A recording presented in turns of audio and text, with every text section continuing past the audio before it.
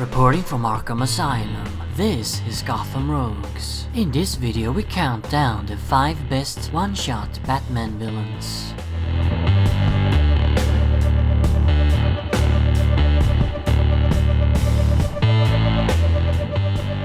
Throughout his near 80-year-old existence, Batman has faced countless enemies. Some of these have gone on to stand among the most infamous fictional villains in pop culture history, while others appeared merely once, never to show up ever again.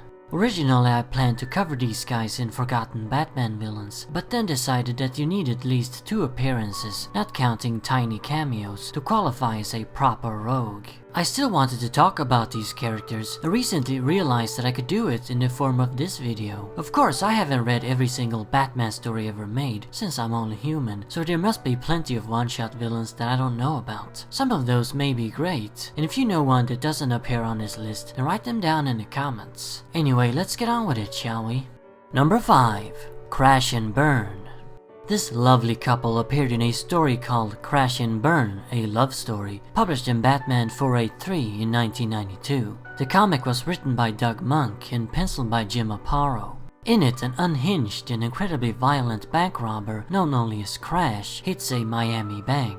Literally, he comes crashing through the window with his car. Little did he know that he would meet the love of his life there. One of the tellers, a clearly disturbed woman by the name of Janet Byrne, is immediately attracted to the insane criminal. She then actually helps Crash with the robbery and joins him as his partner. Together, these crazy lovebirds go on a tour of violence and mayhem throughout America, their final destination being the city of the Bat. Crash and Burn aren't sympathetic at all really, but they're very entertaining. They're basically like Bonnie and Clyde on acid. These two aren't in it for the money. If they were, they'd use more caution and actually plan ahead a little. No, they burst onto the scene, guns blazing and engines roaring. They don't care if they die. In fact, they want to die. They're knowingly speeding towards their own dooms, and all they want is to make it as big as possible, bringing down as many others with them as they can. It's interesting too just how different their backgrounds are. Crash is a lowlife and a career criminal, while Byrne was an ordinary woman living a normal life. Yet she harbored the same sick, self-destructive behavior and desires for violence as he did, and meeting him finally allowed her to let it all out. The story is narrated by Byrne herself in a very soapy and melodramatic fashion, and her words creates this humorous contrast with the violence that's actually going on in the panels. Number 4. The Killer Doll. The Killer Doll was featured in a 1972 story titled A Small Case of Murder, published in Detective Comics 427. It was written by Frank Robbins and penciled by Irv Novick. In the story, Batman investigates the murder of Randall Barnes, CEO of the GB Toy Company, a murder which was supposedly committed by a mechanical doll. It later turns out that the real killer is Adam Cornelius, the president of the League to Outlaw Violence. Cornelius advocates for the end of toys that in his eyes promotes violence to kids. Barnes refused his demands to cancel all of GB's toy lines that were supposedly violent, so Cornelius resorted to rather drastic and quite ironic means. He had the doll built by a former disgruntled GB Toys employee and used it to kill Barnes via remote control. Cornelius also had the doll play a recording when performing the deed, proclaiming, "I warned you, Barnes. Now, die, die, die." Here's where it gets weird though. At the end, the villain is confronted by the Batman, and in a panic he accidentally activates the killer doll, leading to his own demise. The doll plays its message like before, however this time it doesn't say Barnes, but Cornelius. I just love these types of strange, airy and bizarre stories, like something out of the Twilight Zone. We're led to believe that this doll is just that, a doll, but then we get that weird hint at the ending. Was the doll actually alive somehow? If so, how? Was it possessed? And if so, by whom? A demon? The ghost of Randall Barnes? Charles Lee Ray? We'll never know. Some people don't like these types of open-ended mysteries, but I do. Explanations can often end up being goofy or not satisfying enough, so why bother? This freaky doll is also creepier when we don't know what's really going on with it. After all, we tend to greater fear what we don't understand. Number 3. Faceless. Faceless, whose real name is Joseph Zedno, appeared in the two-parter appropriately titled Faceless Part 1 and 2, which was published across Batman 542 and 543 in 1997. This story was written by Doug Monk and penciled by Kelly Jones. Zedno is a mailman in Gotham City and a complete nobody who's never noticed by anybody. Not even his co-workers can remember his name. He is also a severely disturbed individual and hoards in his apartment a large chunk of the mail he's supposed to deliver. After numerous complaints, Zedno is fired, which causes the unstable guy to totally snap. Calling himself Faceless, he goes on a killing spree, murdering the people on his delivery route who never paid any attention to him except for when he'd done a mistake. While committing his murders, Zedno wears a homemade caricature mask of the victim and then cuts off the person's actual face. Since he has no personality of his own, he wants to become his victims by wearing their faces, feeling for a brief moment at least that he actually is somebody. If you thought the previous villain was scary, now we're really in horror territory. This is some serious slasher movie stuff here, and considering the fact that I'm a huge horror fan, how can I not love this guy? He's also very interesting and despite his sick and evil actions, somewhat sympathetic and relatable. I said somewhat. I mean, most of us, especially we who live in big cities with a poor sense of community, have at some point felt like an unnoticed nobody, disappearing in the sea of other faceless people. So Joseph Zedno, aka Faceless, is a great horror villain and a pretty good commentary on modern urban society. Number 2. The Manikin.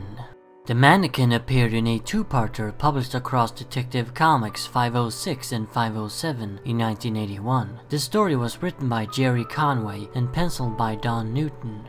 In it, Batman stalks a mysterious serial killer who targets Gotham's fashion designers. The murderer calls herself the Manikin and wears a mannequin-style costume to fit the moniker. The suit is made out of plasti-steel and run by servo motors, giving the Manikin far superior strength to the Batman. Doing some digging, the Dark Knight is able to deduce her true identity as a former model from Germany named Miranda. She came to Gotham City where Miranda made a big career for herself and eventually received several movie offers from Hollywood. One of the designers she worked with, a man named Hostin, refused to accept that she would leave him for a film career as he felt that he made her into a star. Disgruntled and insanely jealous, Hostin decided to ruin her plans and planted a bomb in her car. It went off, but due to the heroic intervention of a certain masked man, Miranda survived. However, she was horrifically disfigured.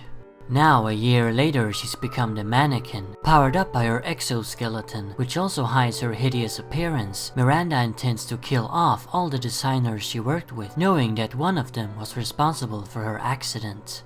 The Manikin is another case of a bizarre and freaky character that's like something out of the Twilight Zone or Tales from the Crypt. That's just the sort of villain I like. She's also very sympathetic. Revenge is her motivation, and for good reason, as her entire life was completely ruined by Hostin. Miranda was on her way to a very successful and glamorous career, and not only did Hostin take that away from her, but also hideously disfigured her beyond belief. I mean, just look at that. That's gnarly. She makes Harvey Dent's left side look photogenic.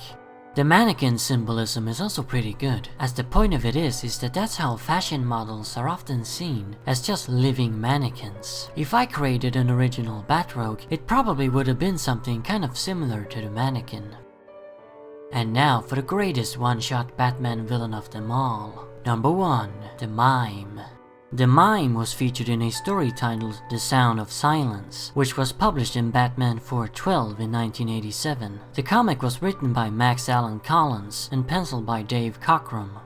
The Mime is actually Camilla Ortin, daughter of Oscar Ortin, a wealthy businessman who owned a fireworks factory. Rebelling against her father's noisy trade, Camilla became obsessed with silence and eventually entered a career as a performing mime, training under Marcel Marceau in taking the stage name Camilla Cameo. After her parents passed away, Camilla inherited their fortune and used it to form her own traveling mime troupe, which turned out to be a massive flop.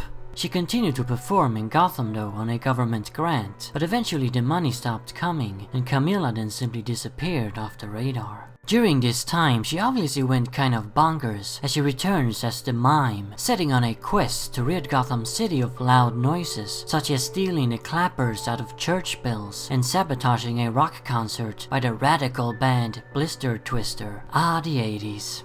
The Mime is certainly a pretty goofy character, but that's partly why she's so charming. I mean, the story itself knows very well how silly she is, and has the characters pointed out, so it's not a case of a total loser rogue being treated as if they were somehow a big serious threat. But at the same time, she is quite deadly, and packs a gun, silenced of course, that she's not afraid to use, lethally, so you're only laughing at her until she puts a bullet between your eyes. The Mime also wears gloves that can electrocute people. Not sure how that relates to her theme of silence, but it's pretty cool. Camilla is essentially a goofy Silver Age villain, who is however written in a sophisticated late 80s fashion. She's got all the tropes of a 50s rogue, yet she's depicted through the lens of a more modern comic, but without making her grim and gritty. If the Mime had appeared during the Silver Age instead, I think I would have still liked her. She's just the type of kooky, weird villain I like, but I doubt she would have been my number one.